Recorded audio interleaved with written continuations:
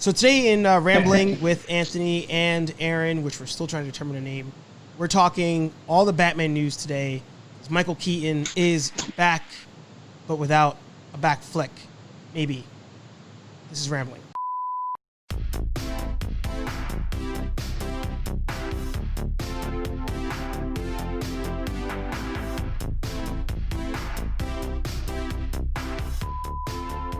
What is up, nerds? It's me, your buddy, your pal, HeyArcher. Welcome back to my channel. If you're new here, like, comment, and subscribe. So, on today's episode of Rambling, we have, of course, two friends of the channel. It's pretty much their segment at this point. Aaron and Anthony. So, let's switch the cam. Let's jump right into it. Good sirs, how are you doing today? Hanging in there. Thank you. How are you? Good, good. I see you're in the cave. Yes, I'm wearing a Flash shirt and in the cave just so that it's most appropriate. Very nice. It's very appropriate. I like that you have the modern cave. It's not all, you know. I think it's the Arkham Games cave, if I'm not wrong. I Googled it. I don't know. Yeah. I think it's the one. It's a good looking cave you got there. Yeah. Okay, good. The bottom line is you can fit a bunch of traumatized children in there to be your Robins, and that's all that matters. Tons and tons and tons. But of course, everybody, this is Rambling, so we have a plan. Of course, it always goes to crap. That's the whole point. So we'll get all the plugs out of the way real quick. Don't forget HeyArcher.com for all your HeyArcher merch, like the Dreamer shirt, like your mug, and of course, links to all the podcasts and whatnot. Aaron, what do you got going on over on your side? I'm holding it up, but the green screen didn't really work out. Sorry. What do you got going on, Aaron?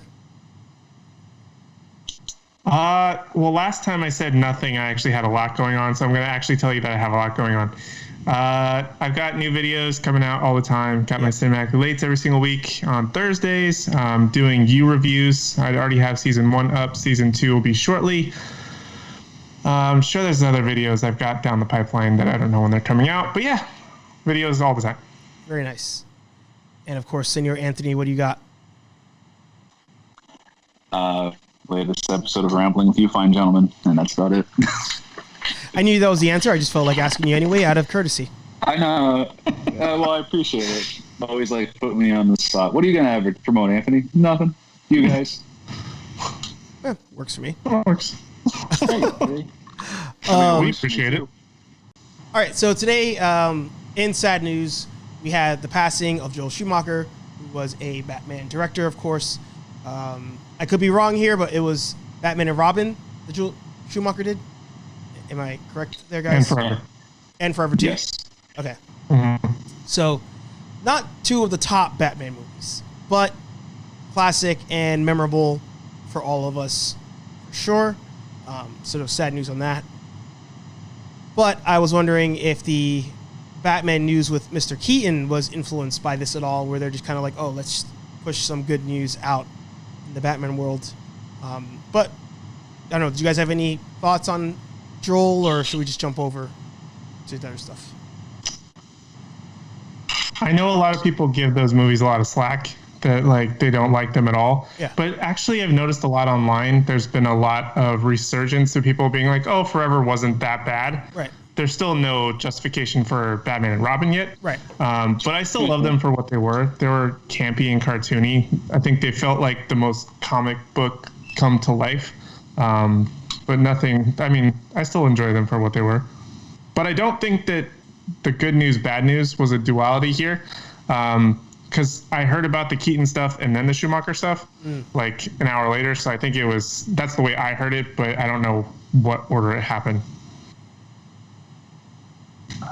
Yeah, no, I'm same thing. Like Forever for me is the better of those two films. And you look back on it and you're like, oh, okay, it's whatever. It's like Aaron said, it's campy, and that's probably what friends of ours will show their kids as their first Batman movie versus, because '89 is great, but Batman, same thing as with Batman v Superman, he's whapping people.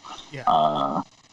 And same thing also, as Aaron said, I saw the articles online about the Keaton stuff, and then on the nightly news, then I saw they did a quick thing about Schumacher's passing. So I think two different, or Yeah, two different things, just a coincidence on the same day, I guess. Yeah. All right. Well, R.I.P. Mr. Schumacher. Indeed. So let's head over to the topic of the day, which is Senor Keaton coming back to play Batman. I'm hearing mixed things, that it's confirmed or not confirmed. Has any of you read a more consistent that it is confirmed yet? I've gotten completely mixed. I've heard only like either in talks or it's definitely happening, but nothing like set in stone that everybody's all consistent.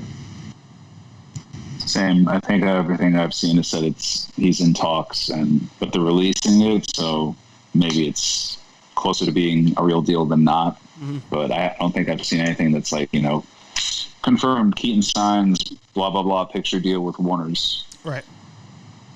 So I guess so there's been I've had a couple people reach out to me, and immediately they were like, this is not BS, because everybody wants that Batman Beyond film.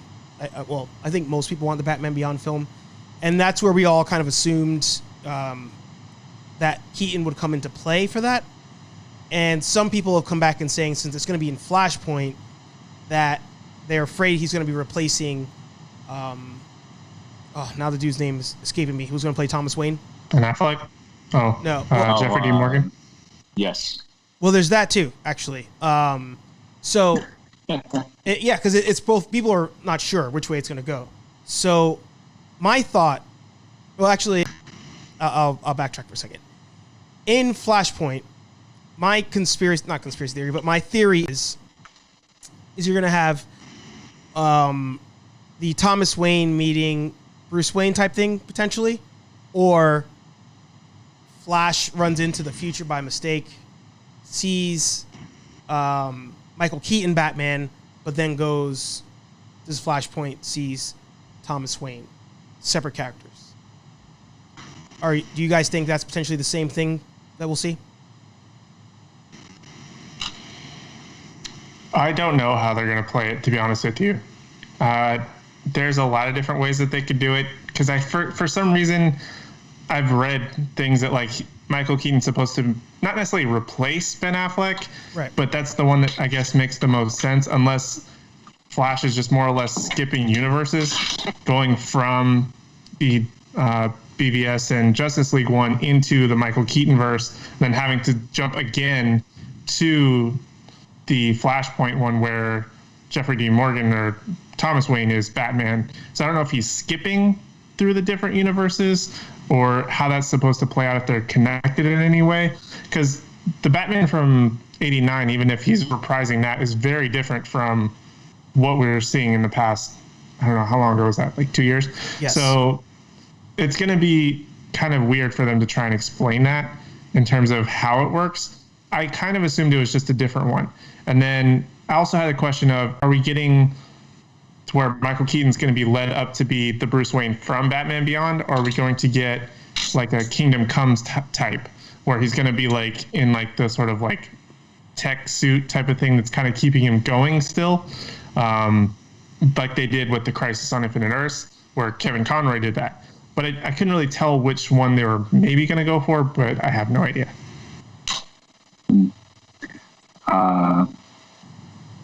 I hope they don't do too much the tech suit, because I think we've mentioned before, he's still young enough to where he can, he probably won't want to put on the rubber suit again, but we've already seen like kind of the tech mech suit from Batman vs. Superman, and obviously the Kingdom Come one is different. Mm-hmm. I mean, if they're really going to go, clearly they're going balls out with this, because we're getting, oh wow, now it's my turn to blank on a name. Twilight Batman. Robert Pattinson. Thank you. Yeah. Wow. Twilight Batman. Yeah, that's accurate. Not the best. That's accurate. Anyway, it is accurate. I can't take it away. Yeah, DC's going, or Warner Brothers, is going balls out. Like, they have his Batman. We're getting Snyder Cut, which I firmly believe is still going to lead into, hope, whatever. I think that's going to still lead into some Batfleck movies. And now you're going to bring back in Michael Keaton. Like, let's keep, if you're willing to go this crazy, let's go a little bit, something we haven't seen on film before. And again, we've seen a big armored Batman before, so let's see him in like some version of the Batman Beyond suit, but different than I'm sure you guys have both seen the one that makes the round at Comic-Cons and whatnot, where it's like the Arkham armor, but it's just he's blacked out, and that's cool. Don't get me wrong, that's really cool, but I don't know, the technology's there. I'm sure we can figure out a way to make the Batman Beyond suit look legit, and then you don't even have to really replace Keaton because you're going to CG it or whatever you're going to do. Just make it better CG than the Green Lantern outfit. So, if you said it, I apologize if I missed it. Or where did you fall on? Is he supposed to be replacing? Or sorry, is he supposed to be Ben Affleck in the future, or are you of like what Aaron said? It's a separate. You think they're going to do a separate universe? Oh, I'm sorry. I don't even think I mentioned that. I think it's going to be like separate universe type of thing. That would make kind of sense to me because this way maybe you haven't locked Affleck in yet. Yeah. So that explains why he's not there. And like Aaron said, Barry is skipping around the multiverse unintentionally or whatever the plot of the story is. So I think it would be like a multiverse type of thing. And then maybe at the end of that, it condenses down into kind of like how Crisis did, the TV event rather. Yeah. Even though like that was supposed to end the multiverse, there's still a multiverse. They just don't know it yet. So something like that where they explain what's going on in the DC universe multiverse, and that'd be cool. And I'd like. Well, it's going to be interesting because they said, I think the director who's they're landing on now, which is the same one that did it 1 and 2, that it's going to be Flashpoint, but it's not going to be the Flashpoint like full on comic, like everything's going to happen the same exact thing, even though we're probably going to get like the same characters and like Thomas Wayne being Batman maybe and having some like callbacks to that, but it won't necessarily be the exact Flashpoint that we know. So they could just change it up to have him skipping through the multiverse at some point. And according to even another article, Keaton's Batman's supposed to be like a Nick Fury type. So he's going to have a bigger role, just not like fully into it. It's going to be really weird however they decide it's going to work out, I think, because they're going to have to try and figure out a way to make it make sense to us, but at the same time, like work on camera, I guess. I don't know. Anthony, maybe it's your dream story, your only Batman cosplay to date, Batman Inc. Maybe that's the route they're going to try to take. That'd be interesting. When did I do Batman Inc? Maybe it was it Halloween maybe, or was it an idea for cosplay? You're like, I'll just do Batman Inc. because I just wear a suit, and then you have to get the pin, I think, or something like that. Oh yeah, I was saying I was going to do Bruce Wayne, but then the idea of walking around Comic-Con all day in a suit wasn't appealing. That's right. That's fair. See, my memory is terrible. Thank you. Yeah. A Batman Incorporated, where I think I saw one of those articles too, where it mentions he would be like a Nick Fury. That would be kind of cool. And then he only goes out for big deals, or maybe like you see him recruiting a bunch of guys type of deal. So and that's why he's not really he's the Batman, but he's not the one in the field anymore. Type of deal. That'd be interesting to see, and that would he might be more up for that if it's kind of like Sam Jackson was. It's less, couple days here and there. But Keaton's all over the place now. He's in Marvel. I want to know how that's going to go. Mm-hmm. Marvel's going to be like, whoa, he's ours now, mm-hmm. or how they're going to react. I think that's the thing. It's starting to get all messy again. Like by doing their Crisis event, they got rid of the messiness by saying, all right, it's only going to be one. We're taking all the universes and all the characters and putting them on one Earth. And that's that. And then they're like, oh, psych, Keaton's here. And you're like, where the hell did he come from? Like, you can't, you're confusing yourselves here. I think they kind of set themselves up for failure, though, in saying they want to get rid of the multiverse and then they actually need it. Yeah. Because they say that we're going to get rid of it, we don't want anything, we're going to move on. And then the number one story for a character that people want to see, which is a Flash movie, is going to be Flashpoint. Yeah. And they need that to reset the universe, not only for Keaton, but also for Robert Pattinson's Batman and like all these other things that have changed since Justice League. So they need it to explain things, but they don't want it. So it's kind of like this devil's advocate. Should we use it? Should we not use it? It's just, do they even know how to use it? I don't think so, but it's really just going to be a mess no matter what way they try and slice it. So. Oh, 100%. Yeah. They contradict themselves at every freaking turn. And I guess Steve, you're tough luck, but spoilers for the Crisis on Infinite Earths.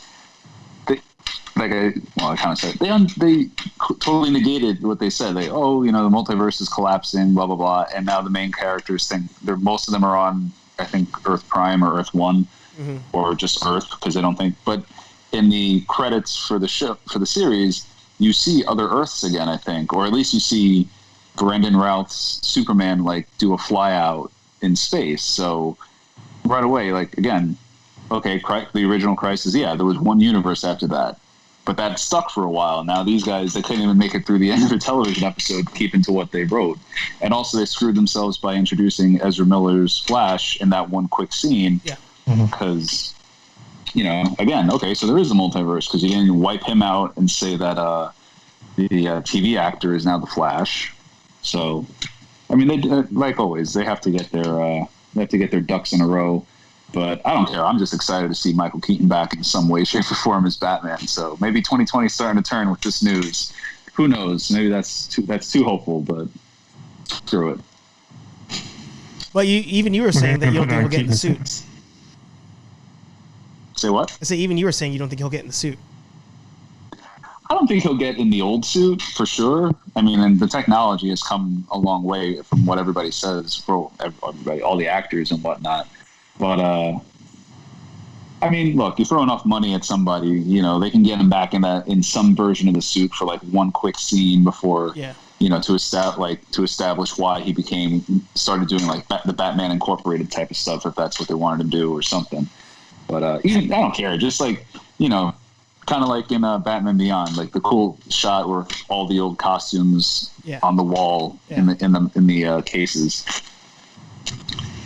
So do you think, if they don't get him in the suit, are they going to, Ant-Man and Avengers it and de-age him for a scene in the Batcave type of thing, just for maybe just a quick one? I had an idea actually on that. If I were them and I was going to put him in the suit, you only really need to identify his faces in the suit. So they just put an actor in the Batman suit, put green screen thing over his face, and then record Michael Keaton's face, overlay it, and then you're done. Yeah, but they got to be careful. Have you ever seen Tron Legacy? Yeah, but that was full. Yeah. Wasn't that full de-aging? That was full de-aging, and I mean, I guess they had to CGI his face onto it. So I mean, just because they can do it doesn't mean it's gonna doesn't mean it's gonna work out too well. But he's not in that bad a shape. Put some freaking makeup on him, and Yeah, that's true. Practical isn't always. I mean, practical effects still have their place in movies. So I think so they can do it. But would you guys? Well, no, I was going to say that there is one movie you're forgetting that a lot of people didn't know had the face overlay, and that was Revenge of the Sith, Mace Windu versus Sidious. It was only their faces. What? Those are different actors that were doing the fighting. No way. Yeah. I don't know if I've ever noticed that. I have to go back and watch it. I saw it somewhere, and I was like, oh, I had no clue that is what they did. Wow, really? I had absolutely no idea that happened. Yeah. So it's possible. Huh. Why? Just because the scene was so much, the fight was so intense or something? Or I don't know. Guess? It wasn't even that intense of a fight scene, but that's what I saw. I could be wrong, because he had that running scene in Attack of the Clones where he cuts off Jango Fett's head, but from what I saw, they neither of them actually did that fight. Oh, that's Did not. Interesting. Yep. Okay, yeah. So there you go. The case where it can work and a case where it didn't work so well. And I like Tron Legacy, by the way. Just it's a little. Yeah, I mean, I like Tron Legacy. I mean, especially if you compare it to the first Tron, because I remember watching the first. I watched the first Tron before, and then I know this is starting to get off topic now. I was just thinking the same thing, but I was like, that's the whole point of the show. Like I remember watching the first Tron years before they even talked about Tron Legacy, and then recognized that it looked like crap even then, because of how long ago it was made, and then rewatching it when they were about to release Tron Legacy, like they re-released it or whatever, still looked like garbage. But I like Tron Legacy a lot more than I thought I was going to, and I think it was not as bad as people thought. I think they just ran into the problem of like CG it's there, but like it depends on, I guess, who's working on it. And I don't know if you guys watched any of the videos from Corridor Crew or like the Corridor channel, where they're like VFX artists, and sometimes they'll like break down good and bad VFX, and they'll talk about like the uncanny valley and certain things where like if you do a face, like if you make it too real or something's just slightly off, like your brain recognizes that. And so like you can see those little imperfections that just don't sit right with you, even though you may not understand why. So like if you watch any of those videos, they're all great. But I guess it just depends on how good they are, who they get to do it. Because like the Marvel ones, even though they can throw all the money into the world at whatever they want, like their de-aging is probably some of the best. Yeah, that was no argument here. I think the aging of. Sorry. Well, I think for what it is. I think for me, like Tron was never a big deal for me. So when they announced the movie, it was cool because you had Daft Punk doing the music and stuff, and visually you hadn't seen something like that in quite a while. But then once it came out, I was like, like I had no attachment to it. I knew there was Tron before that, but I'd never seen it. Mm-hmm. And then, so I saw the sequel before the first one. But, sorry, tongue tied. It looks great. I think, like his CGIing or whatever they did with his face onto the younger Clue, that wasn't the best, but it's not terrible. And like the rest of the CGI, I think is great. I wasn't knocking that, but right. And actually, this makes me happy, or it's just like, oh my god, the detail. You know how they did the color effects on the original Tron? No. When they go into the grid, it's a black and white movie from that point until they get out, and apparently they took the however many prints of the film, which I guess probably wasn't a lot, but still, however many prints of the film they did, they sent someplace, I forget where, I'm sorry, and people colored each and every friggin' frame of the movie, painted onto the negatives, I guess, or the film. I feel like I remember reading that. That'd be way too in depth for me to make up. So that's what I remember reading. So now we have two. So now we crazy. have two potential allegations that we have thrown in this episode that could be fake. First, Sam Jackson, a reference, and yours is the Tron one. We could lose I gotta all find an nerd allocation to throw. Yeah, you got to throw one out. I gotta find something.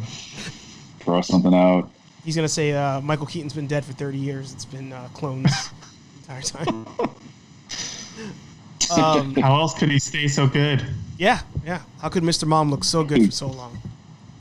He got out of Hollywood, that's how. Okay, I'm gonna bring it back to Flashpoint really quick. Another thing is,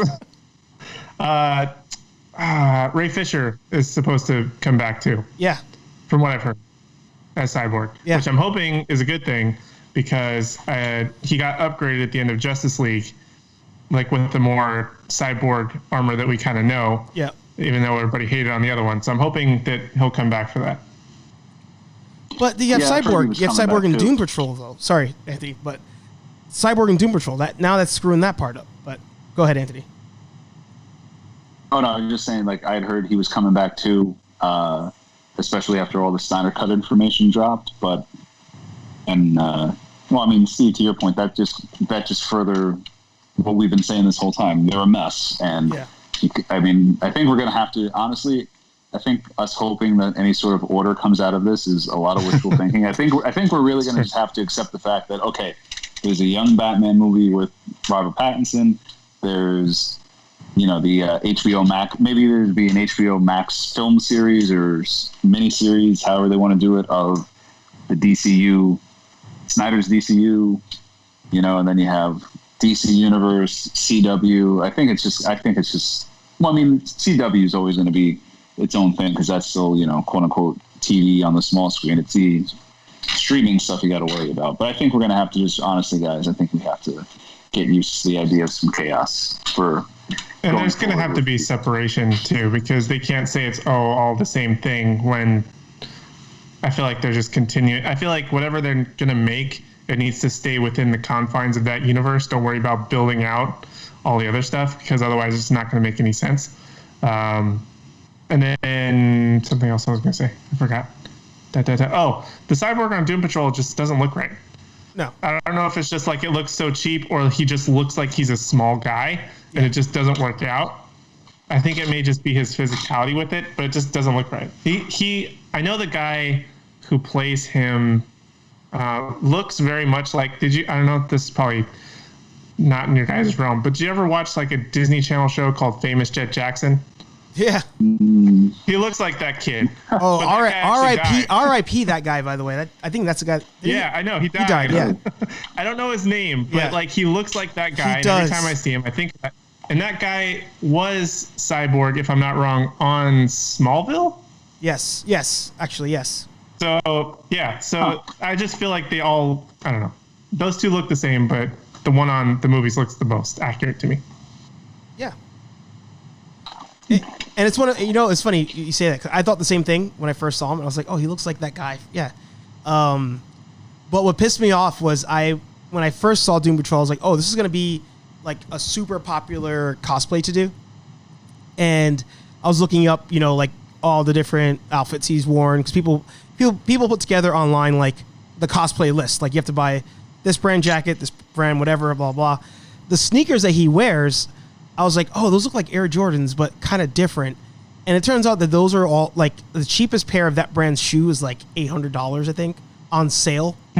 But, like, they're like $1,500 sneakers that he wears for that character. And I was just like, that's so stupid. Yikes. Actually, talking about setting expectations down, since it's rambling, and I'm gonna do 2-minute reviews on both of these, but I just wanted to know your guys' thoughts. Did you like Hellboy and did you like Child's Play? The new ones. I've seen Hellboy, but not Child's Play. I haven't seen either, so I can't. So on Hellboy then, Aaron, what are your thoughts on Hellboy?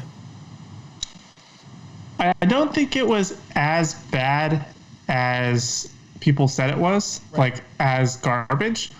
But I also feel like they did such a good job with like the Guillermo del Toro ones, like the original ones with Ron Perlman, that it just sort of set the bar a little too high for them to try and follow it up with David Harbour's. But some of the stuff I liked, I feel like the first half was pretty good, and then it just sort of like slowly deteriorated as it went. But it wasn't the worst thing in the world. And that's my thing. Like with both of those movies, like I think lately in the last like month and a half, I've turned off my like angry fanboy button or switch. Like I've just like hit it for some reason. I think it's because of YouTubers I've been following and like their political affiliations, and I'm like, oh, you guys actually are just trolls. But I've like hit the switch off. And the other day I was like, all right, let me watch Hellboy. And then I was like, let me watch Child's Play. And I was like, I'm watching them, and I'm like, these are both pretty decent movies. If you just go into it just to watch them, instead of going into it like, oh boy, they're trying to do blank. Like if you just kind of sit there and just like, all right, let me just watch this as is. Both pretty decent. And Hellboy, I thought, I will not hold back and say that I liked it more. I didn't like it more than the first one. I don't think. I have to rewatch it. I definitely liked it more than the second Hellboy, but I thought like it just did its job. Like it's him getting stabbed and cut and beat up while he fights monsters 5 times his size, and he's destined to destroy the world. Like I was like, when the movie was done, I was like, what else do people want out of this movie? Mm-hmm. Yeah, and I feel like I don't know if anybody has ever read a Hellboy comic, but they're weird and like they're extremely dark. So like, I feel like both of the movies kind of fit it in a way. Yeah. I like that the originals had built a little bit more of the world, and like Abe Sapien was there. They hinted at him, I think, in the new one, right? Yes. Somehow. Yeah. But for the most part, it was fine. I mean, I really don't know why people were so mad at it. Yeah. Child's Play, I don't know. I haven't seen that one. So. If you both watch Child's Play, I will spoil this part, even though it's not a major spoiler. They don't do the murderer puts his soul in a toy angle. Essentially, the movie. I think I heard that was different. Yeah, the movie is essentially how AI can turn on everybody. It's Terminator, but with kids, and it even has it even has a point where you're watching it and you're like, okay, now you guys are just stealing the whole Stranger Things angle of kids fighting whatever.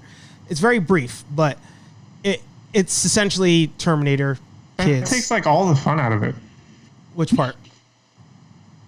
The just making it Terminator, I think. Like Child's Play, I think it was so unique because there was like a soul of a killer in the doll. Yeah. Oh yeah. Agreed. I just, you know what it is? I think treat it as a different movie, but just happens to have the label Child's Play on it. There's another movie. So it's like Terminator meets Small Soldiers in whatever recent year this is. There you go. It came out. There you go. Actually, wow. Actually, that is pretty damn close. That is pretty damn close. Okay, gotcha. That movie really wow. You reference Small Soldiers. That's great. I have to say, I was a huge. First of all, that movie, they sent me and my dad all these marketing stickers and pamphlets and whatnot. So they're like, congratulations, your last name or your name is the same name as the main character from our movie coming up called Small Soldiers, and we had all these Gorgonite stickers and shit. Yeah, one of the characters was Archer, right? Yeah, and I had the toys, which were dope. But the fact that when I watched the movie, the Gorgonites were not brave at all, and there was no like actual fighting between the Gorgonites and the Small Soldiers, I was like, this movie's bullshit. I was so mad when that movie was done. I feel like that's just one of those movies that they couldn't make again. Is Small Soldiers. Like if you watch it now, it's just like there's no way they could get away with making 90%. Whether it be like the references to like the soldiers, which were they just called commandos or something like that? Commandos, they had a specific name for them. Yeah. Like they had like a ton of different like references to like different like sexual things, drug things, like all sorts of whatever that you wouldn't expect. And like there was no way they could make this movie today, even if they tried. Even with just CG instead of toys or whatever, they wouldn't be able to do it. Yeah. Gonna have to give that movie another watch. I don't remember that stuff. Yeah, it's because I think they're like have a whole party with like Barbies or something like that. Because it's like the brother, like the brother has like sister or something like that, or like the girl's house or something like that. I don't remember. Yeah. But I remember it's a lot darker than we probably remember. Yeah. Yeah. Yeah, they went over and they put those chips in the Barbies. Yeah, that's right. That's right. Oh wow. That's such a weird. Any? I think. Oh, go ahead. That movie. What was it? No, I was gonna say I think Kirsten Dunst is in that movie if I remember correctly. Yeah, I think she is. Yeah. And Jay, whatever, he's a comedian, is in that movie too. I can picture his face. But I feel like he's an actor that didn't do much after he was a kid. I feel like once he got older, he faded off. Oh, the main kid? Yeah. Yeah, the main kid was like nowhere. But Tommy Lee Jones voiced the main guy, the main soldier guy. I forgot about that. Chip something. No. He was one of the guys that worked for the company that made the soldiers. He's a comedian. His name's like Jay something. Jay Moore. That's what I was looking for. Yeah. That's what I was thinking of. Yeah. The two guys that came up with the idea, they were like, we're going to buy these intelligence chips. Yeah. Weird movie. Yeah. Yeah. Another one. I think. Tommy Lee Jones was Chip Hazard. Chip Hazard. Yeah. That's what it was. Yep. Major Chip Hazard. Yeah. Reporting to duty, sir. Another one that will always be true to my heart of the maybe they couldn't do it nowadays, but I feel like there's talks about it being remade is Last Action Hero. Like that was my other. I love Last Action Hero. Yeah. I think you're the only person that would probably say they like Last Action Hero. I don't think they can make it either. Yeah. There's too much properties in it, or like variations of it, because like there's like the Stallone stand-in for like Terminator. Yeah. There's no way they would be able to pull that off probably now. Plus, you would probably confuse kids with Small Soldiers and with Last Action Hero because they don't know what a video store is. Yeah. They don't know what a toy store is. So they'd be like, what is this building that I don't understand? Yeah. Oh, wow. Yeah, no. Amazon just goes rogue. I don't know. They can't redo that one. Oh, damn. I just had one that they couldn't redo, and I lost it. Shit. Well, Back to the Future is another it'll come to one me. that people keep fighting for. And by people, I mean Hollywood. Hollywood's like, we need to redo Back to the Future. And the fans and the producers and stuff are like, no, we are not redoing Back to the Future. Like, Yeah.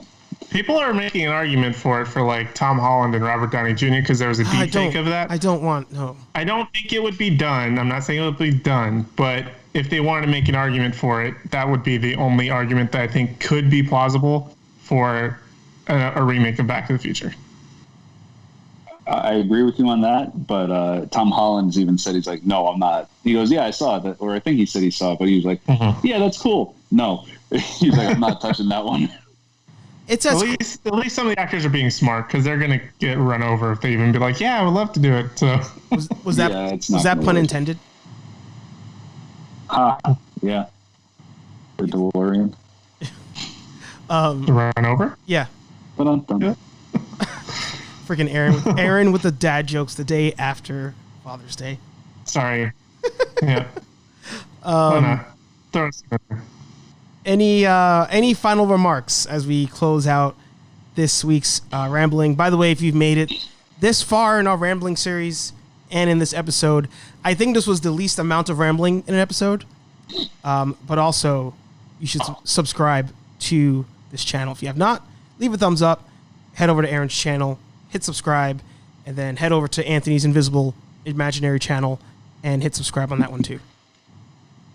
Give a thumbs up, extra thumbs up on me and Archer's channel for Anthony. There you go. We'll send it to him. Please. We'll send it to him,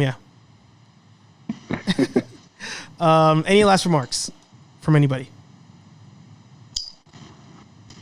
Don't think so. I think I've said most of what I need to say. I would say just lean into it. Like, screw it. Let's get Keaton back, get Ben Affleck back, and do a Flashpoint movie with Jeffrey Dean Morgan. Like, you know, if he's skipping universes, tease us with it. Show him for a split second, and then give him his own Flashpoint Batman movie. To hell with it. And then just go full tilt DC or Warner Brothers. I keep saying DC. Go full into it. To hell with it at this point, right? Why not? I've got it. I figured it out. They're going to bring in Ezra Miller. He's going to, he already knows Ben Affleck Batman. He's going to Flashpoint it. Then he's going to meet Thomas Wayne Batman, whatever dude's name is. Then he's going to come back to the main timeline that he's now destroyed because of doing Flashpoint.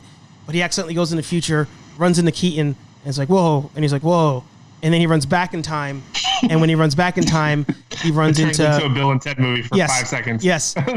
When he runs back to his present day time, it turns out that now he's run into Robert Pattinson Batman, which is the younger version of Michael Keaton. Boom. Okay. All right. We'll make that the new map of what's going to happen. I'm going to give myself a round of applause. Do it.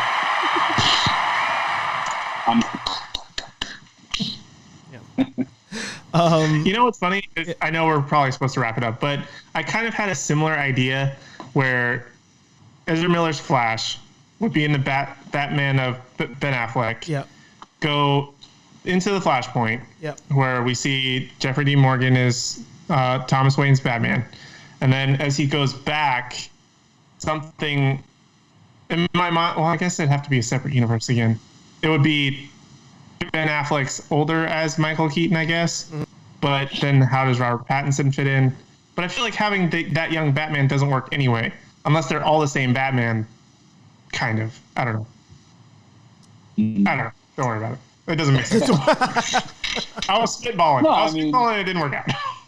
No, I mean, it can be technically all the same Batman because, I mean, you can just, then at that point, yeah, it's just Pattinson becomes Affleck. It is young Keaton. Affleck is mid Keaton, I guess. Oh, slightly older after 89. And then old Keaton is old Keaton at the end. Something like that. I don't know. Oh. I think now I have a headache. So The what happened? I just switched over to your computer. I don't know. Yeah, I was thinking about it as we were just talking, and I was like, oh, I think I could make it so that you guys are looking like I'm looking at you on one camera, and then Ecamm's recording off the other camera, and it worked. Oh, okay. Sorry. Cool. Sorry to distract you. We just switched midway, and then I was like, oh, I lost my thought. Yeah. Thanks for the catch, though, in case there was actually a technical difficulty that occurred. But no problem. Awesome. All right. I will. right. I think we'll call that. That's good. It's a very good episode. Thanks, everybody, again, for watching this week's episode of Rambling. More specifically, vodka, whiskey. I did not mean to do that. Yes, you did. You totally did. Why not? More specifically, vodka, whiskey, beer, tequila, more beer, more vodka, more whiskey, and more beer. Yes. There you go. Thanks for watching another episode. Man. There you go. Thanks for watching another episode of Rambling with Aaron and Anthony. Again, don't forget to like, comment, and subscribe. Head to HeyArcher.com. I think I'm pointing at the right place. I am. For all your fun HeyArcher merch and episodes of everything, but subscribe as well. And of course, head over to Aaron's channel, Aaron Waller YT. Hit subscribe. He's on the road to 300 subscribers. Let's get there, and you get a free prize of some movies by doing so. And he hits 300. Well, there's a giveaway. He's not just giving it to you. Hey, I could lie and just say he's giving it. I don't know. It's not the same channel, so maybe I can lie on this one. Go to my channel to find out. Go to his channel and find out. But most importantly, we'll talk to all you nerds in the next video.